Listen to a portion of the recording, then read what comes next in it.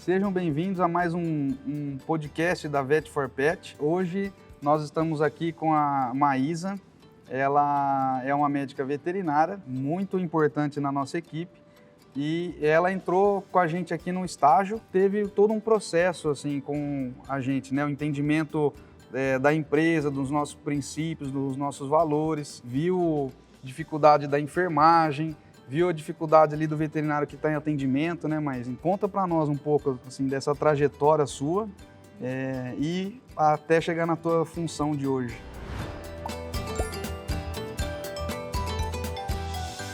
Então, eu comecei como estagiária, né? Eu estava terminando a graduação e aí foi bem na época da pandemia. O hospital tinha acabado de inaugurar e aí eu pedi um estágio, comecei como estagiária, ia ficar só um mês fazendo estágio. E aí, quando estava terminando o meu período, aí eu fui me despedir de vocês, fui falar que já ia seguir meu caminho. E aí vocês falaram, vamos ficar mais um pouquinho, termina, porque na verdade o curricular são 3 meses de experiência. Sim. E aí eu ia ficar só um mês, depois eu ia para outros locais. E aí vocês me fizeram a proposta de ficar os 3 meses como estagiária. E como eu tinha gostado da rotina, achei muito bom participar, eu acabei ficando os 3 meses. E aí, no final dos 3 meses, vocês me deram a oportunidade de ficar como enfermeira. E depois que eu fiquei como enfermeira, até eu pegar o meu CRMV, que demorou mais uns 3 meses, eu acho. Aí, quando eu peguei o meu CRMV, foi quando eu comecei a fazer os atendimentos, fiquei de veterinária de atendimento. Me apaixonei, porque eu amo a rotina de atender, essa conversa com o tutor, de ter essa proximidade com eles. E aí eu fiquei mais alguns meses, de 6 a 8 meses, não lembro como foi exatamente. E aí depois teve uma nova oportunidade que eles me deram de assumir uma responsabilidade ainda maior, que é o cargo de veterinária de prescrição, que foi o cargo que eu estou atualmente, né? Então, é muito legal, né, você contar essa trajetória. Para quê? Primeiro, porque estimula, né, as pessoas que estão saindo da faculdade, estimula elas a trabalhar com eficiência. Por que a Maísa chamou a nossa atenção? Porque ela, como estagiária, ela já fazia muitas coisas ali, já adiantava muitos procedimentos que eram dos veterinários, né, de prescrição. Ela já conseguia adiantar, ela foi uma protagonista, né? O João ainda fala fala desse termo e realmente é muito importante você entrar na equipe e assim entender os princípios, os valores, os objetivos ali e ser uma protagonista. Então ela vestiu a camisa e por isso a gente deu uma oportunidade para ela. Tecnicamente, quando a gente deu essa oportunidade para trabalhar como enfermeira, né, Má? Você não estava ainda tão preparada. Não. Hoje ela está super preparada, ela tem uma baita de uma responsabilidade, né? Tem muitos pacientes que ficam nas suas mãos, né? Muitos deles, ela que determina a conduta junto com os médicos veterinários. Então, assim, é um case de sucesso para nós mesmo. E mostrando também que vale a pena, né, Mas se esforçar, vale a pena estudar. Né? Você estudou muito, você fez duas pós, né? Você começou 2 pós e estudando no tempo livre que ela tinha, ela já estudava e começou também a acompanhar funções que não eram suas. Sim, sim. Então você teve bastante, por isso que teve um crescimento rápido, né, na tua carreira. Fala um pouco sobre a tua atual função, assim, né? Porque você, como veterinário de prescrição, você coloca o dia para andar. Então fala um pouco, comenta um pouco assim, o que você faz. O paciente chega na Vet4Pet, é atendido pelo veterinário de atendimento e aí, como é que funciona? Geralmente ele é atendido pelo veterinário de atendimento e aí manda para internação. A veterinária de atendimento passa todo o caso para a gente, né? Porque somos eu e mais uma, a gente se divide essa função da prescrição. E aí ela passa todo o caso, conta toda a anamnese, a evolução da história clínica. E aí, com base nisso, ela fala os exames que foram solicitados. A gente já começa a pensar no quais são os diferenciais, quais são as possibilidades diagnósticas. Então, a gente já manda esse paciente para a internação. Nisso, assim, é tudo muito dinâmico, né? Porque a gente já está pensando, já manda para a internação, os enfermeiros já vão dando o primeiro suporte de pegar acesso. Se tiver que fazer alguma coleta, eles já vão coletando também para ir adiantando tudo. E enquanto eles estão fazendo essas coletas, a gente já vai fazendo a prescrição desse paciente. Então, a gente não precisa ter necessariamente o resultado do exame para saber o tipo de prescrição que a gente vai fazer. Se o paciente está tendo algum sinal gastrointestinal, a gente já vai intervir nessa parte. E aí, quando chegam os resultados dos exames, aí a gente geralmente consegue fechar o diagnóstico e aí a gente intervém de alguma forma mais específica, né? Sim. Então, e isso junto também com os veterinários, né, que estão nos encaminhando. Exatamente. A gente, geralmente, na nossa maior casuística são os veterinários que encaminham. Assim, logo no atendimento que o veterinário faz, ele já manda uma mensagem para o veterinário que encaminhou e a gente tem um protocolo agora sobre a troca de informações. Se ele quer receber a informação em tempo real, então participar de todas as condutas, se ele opta por isso, então tudo que a gente vai fazer, tudo que eu estou pensando em fazer de prescrição, eu tenho que perguntar para ele.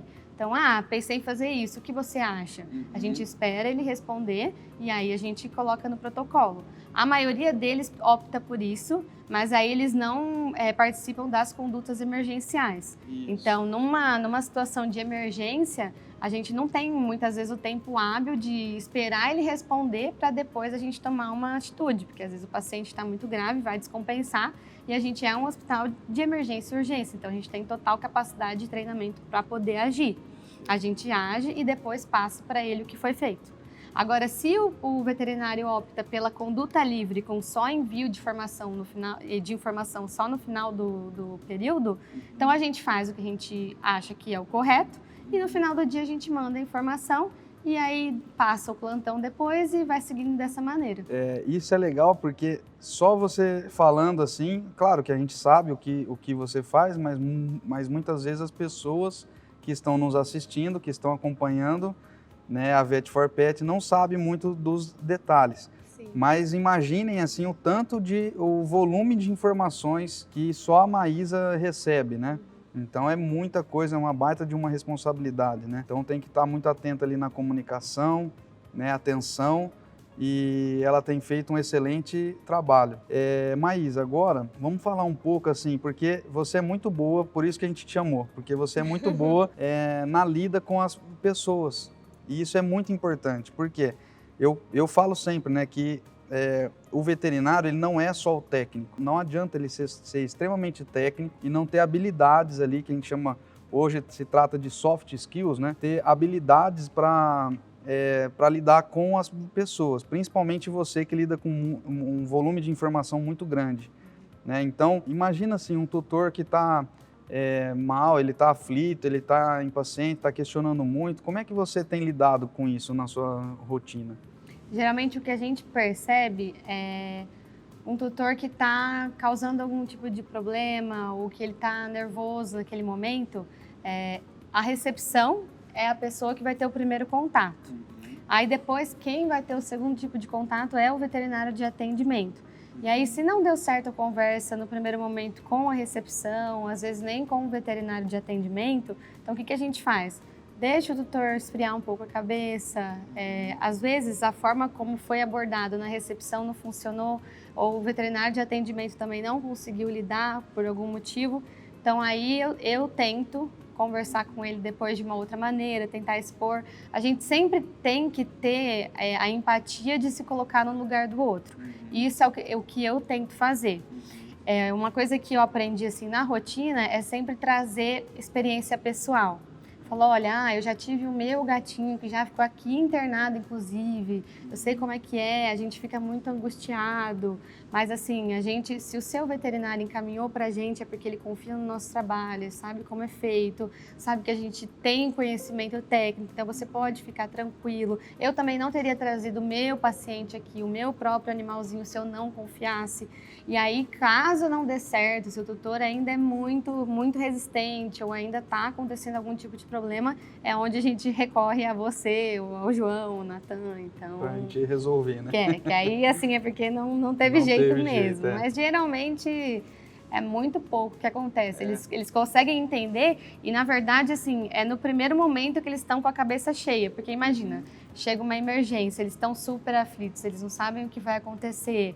E aí depois, quando eles se acalmam, quando eles veem depois que o paciente ficou internado, estabilizou, eles mesmos acabam pedindo desculpa. Eles ficam constrangidos, né? Isso. Então... Porque a gente tem que entender mesmo, né? Sim. Imagina assim, você é um membro da família, né? E o membro da família tá super mal, chega numa emergência. Muitas vezes a pessoa ali nunca frequentou um hospital, não sabe como funciona, a questão de valores também, porque a gente sabe que na veterinária um dos fatores limitantes é o financeiro, né? Por mais que a gente tenha praticado um preço, né, um valor justo, forma de pagamento muito facilitada, ainda assim tem alguns que não conseguem fazer. Então, lidar com isso ali na rotina é super importante. A gente tem que entender que às vezes a primeira reação da pessoa vai ser negativa.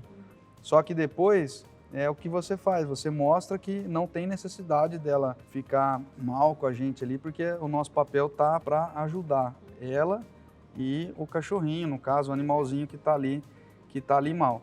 Então a gente tem tido muito sucesso porque se criou uma cultura dentro da Vet4Pet sobre essa abordagem com o tutor. E a gente, né, Má, você pode até falar isso porque você já viu algumas contratações nossas, a gente não contrata só por técnica, né? Não, a gente contrata por... Vai muito além. Vai muito além, porque não adianta, a gente tem que ter a técnica, mas a técnica ela é treinável, a gente estuda muito e a gente consegue. Mas muitas vezes esses soft skills, que é como lidar ali, essa habilidade, é muito mais complexo de treinar um profissional. Exato. Então a gente acaba moldando ali no início, né? A parte de hard skills. E vamos falar do veterinário, porque como você lida com eles, assim, é tranquilo? Tem muitas dificuldades ou não?